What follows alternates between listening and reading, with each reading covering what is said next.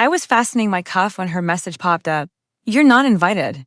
All of Sarah's friends are doctors. You feel out of place." I stared at my phone.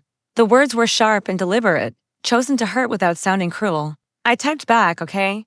That same Saturday at 8:40 a.m., the hospital board called an emergency meeting. Their biggest donor had just pulled a $25 million contribution. My phone started blowing up because they couldn't reach him. They had no idea they were messaging the donor himself.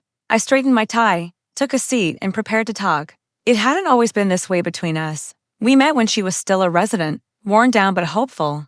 Coming home in scrubs that smelled like disinfectant and burnt coffee. I was a quiet guy at a fundraiser who listened instead of showing off. She liked that about me. She used to say doctors were surrounded by noise and ego, and that I was calm. I made my life that way on purpose. I paid off her student loans without ever mentioning it. I backed her research quietly, never attaching my name. I opened doors for her she didn't even know existed. When she cried about hospital politics, I told her to be patient. When she said she'd make it to the board one day, I believed her. She said we'd rise together. Somewhere between her promotion and her new crowd, I faded into the background.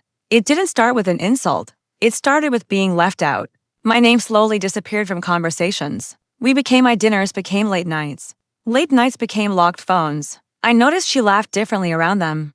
Noticed how she said we doctors like it was a world I was never meant to enter. Noticed how she corrected people who called me her husband. Then there was Sarah, perfect posture, perfect smile.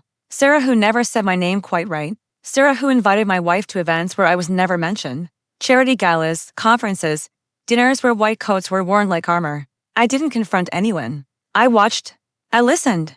I studied calendars and patterns. I learned that betrayal doesn't arrive loudly. It gets penciled in. The proof came quietly in a mail forwarded by mistake. A donor update meant for internal eyes only. My signature gone. My money listed as anonymous external support. Anonymous. That night, my wife slept next to me, breathing easily like nothing had changed. That was the moment I stopped feeling hurt and started being exact. I didn't get angry. Anger makes mistakes. I reviewed everything. Followed the money I'd routed through foundations and endowments I controlled. Checked contracts, morality clauses, exit terms. Read the ethics charter the hospital loved to show reporters. Then I waited. I let her uninvite me. Let her talk down about me in rooms I wasn't allowed in. Let her swap me out for louder men who listen less. Let Sarah smile like she'd won. This wasn't revenge. It was a correction. On Monday, I quietly paused initial funding. No announcement, just silence. On Wednesday, I requested a compliance review for governance issues. On Friday, I declined the annual donor dinner. They noticed the quiet before they noticed I was gone. The emergency board meeting was set for Saturday morning, closed door, urgent. The kind of language institutions use when fear puts on a suit. That was the same day my wife told me she'd be working late. Another doctor thing. Another place I didn't belong. I told her to enjoy herself. The boardroom smelled like expensive cologne and panic. 12 people. All powerful. All confused. When I walked in, conversation stopped mid-sentence. They knew my face, not my position. I stayed quiet at first and took a seat, letting the moment settle. The chair cleared his throat and said they were trying to understand why the donor, I'm here. I said calmly, "So let's understand it together." My wife's name landed in the room like an allergic reaction. Shock, unease, eyes looking away. I explained, slowly and clearly, that my support depended on transparency, inclusion, and ethical behavior. That certain people had misrepresented relationships. That pushing me out of hospital events wasn't a personal snub, it was a breach of governance. I never raised my voice.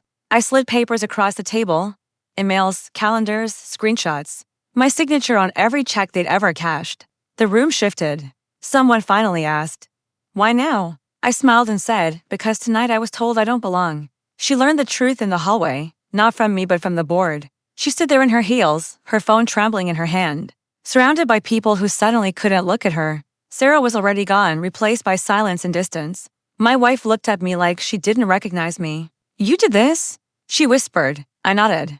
"You did it first." There was no yelling, no scene. Just a quiet understanding that the man she had dismissed had been holding everything up all along. Now I sit alone in my car, city lights smearing together like a slowing heartbeat.